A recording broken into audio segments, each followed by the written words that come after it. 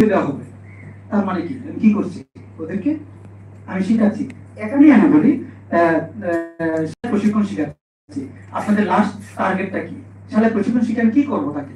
আমি ইন্ডিয়ান পজিশনটা কি রেখেছি সেটা কি কখনো ভেবেছি? আমরা অনেক কিছু ডায়লগ করছি, অনেক কিছু করছি, কিন্তু আমার লাস্ট পজিশনটা দেখতে হবে। একটা ছোট্ট শিশুকে যখন আমি তাকে প্রশিক্ষণ দিচ্ছি, প্রশিক্ষণ দেওয়ার পর তাকে কি কর্মসংস্থানের জন্য আমি কি ইনশিওর করছি, কর্মসংস্থান করতে পারছি? আমি একটা এক্সাম্পল দিয়ে ছেড়ে দিচ্ছি। আমি 5 জন শিশুকে, পথ শিশুকে আমি মোটিভেট করেছি, এবং এমন ভাবে আমি ওভার কনফিডেন্স ছিলাম যে ওরা কোনো ধরনের ভায়োলেন্স করবে না। একটা হাসপাতালে নিয়ে গিয়েছি, এমনকি তাদেরকে প্রতি মাসে প্রায় 12,000 টাকা বেতন পাবে তারা। হ্যাঁ, এমনি হয়তো সারাদিনে কষ্ট করে কিন্তু 100 টাকা পায় না, 12,000 টাকা পাবে। তো আমার ব্যারিয়ারটা কি ছিল, কেন আমি এখানে দিতে পারিনি? রাজি করেছি, হাসপাতালের মালিক কর্তৃপক্ষকে রাজি করেছি। আমি বলছি যদি আপনার কোনো ক্ষতি করে সেই ক্ষতির দায়িত্ব আমি দেবো সেটা, কারণ আমি জানি তাদেরকে আমি সেভাবে ট্রেন আপ করেছি। কিন্তু দিতে পারিনি কেন?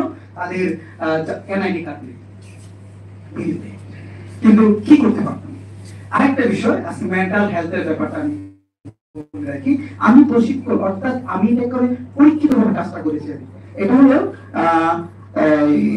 করুণী হাই স্কুলের সামনে থেকে আমি 7টা ছেলেকে নিয়ে গেছি, এবং নাম এবং তাদের ভিডিও সবকিছু আমি রেখেছি। আমি টেস্ট করার জন্য দেখেছিলাম যে সবাই শুধু আমরা নেশা বলি, আসলে দেখি তো এরা নেশা ছাড়া আজকে রাখতে পারি কিনা। আমি তাদেরকে এত ভালোবাসা দিয়েছি, নিজের আপন ভাই বলেন, বাবা বলেন, এরকম। সারাদিন আমার এসো সচেতন সোসাইটির অফিসে রেখেছি, ওদেরকে সারাদিন খাবার খেয়েছি। আমি তাদেরকে সঙ্গ দিয়েছি, কই একবার তো ওরা নেশার কথা বলেনি, একবার নেশার কথা বলেনি।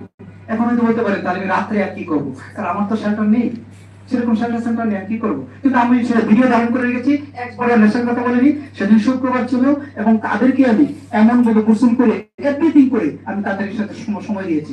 কারণ এখন আরেকটা বিষয়, যত এনজিও কর্মীরা আমরা কাজ করতে যাই, প্রত্যেকে কিন্তু আমি যাওয়ার পরে ওরা কি দৌড়ে এসে আমাকে ধরে কিনা, অর্থাৎ আমাকে আগলিয়ে নেয় কিনা, আমাকে ভালোবেসে কাছে টানে কিনা, এটা দেখতে হবে। কিন্তু আমরা তার মাঝে আমি মনে করবো অর্ধেক শিশু আমাদের কোনো কাজই করার, তার মাঝে আমি মনে করবো অর্ধেক শিশু আমাদের কোনো কাজই করার পলিসি প্ল্যান করতে হবে। কি ধরনের পলিসি আমি একটা বলে দিচ্ছি। যেমন দিনাজপুর থেকে সবুজ নামে এসেছে, কিসের জন্য এসেছে? হিস্ট্রি অনেক বড় হয়ে যাবে। পরবর্তী দেখা গেল যে তার এখানে কমলাপুরে থাকার কোনো প্রয়োজন নেই। যদি সে কমলাপুরে আর 2 সপ্তাহ থাকতো, সে অন্যান্য পথ শিশুদের মতো কিন্তু সে অভ্যস্ত হয়ে যেত, নিজেকে পথ শিশু হিসাবে কাউন্ট করে এভাবে চলতো। আমি কি করেছি, তাকে হিসাবে বিদেশে থাকে, ভাবি তাকে পাত্তা দেয় না, তাকে রাখে না।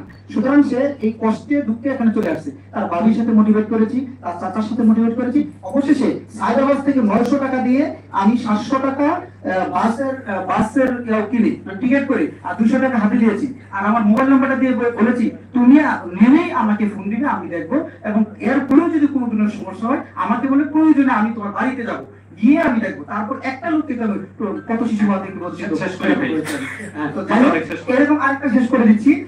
আরেকজন হলো সজীব নামে এক ছেলে, যাকে আমি বিয়ে করেছি। কত শিশু ছিল সে কত শিশু থেকে তাকে বিয়ে করেছি, এখন বর্তমানে সন্তান আছে। এখন সে বর্তমানে খিলগাঁও একটা গার্মেন্টসে সে কি বলে কাপড় সে রেডি করে, সেখানে সে হয়েছে। সে তো কত শিশু নয়। সুতরাং আমরা এই 3 লক্ষ যদি ঢাকা শহরে হয়, তাহলে অর্ধেক শিশু আমাদের কোনো কাজই করতে হবে না, শুধু পলিসি মেক করলে হবে।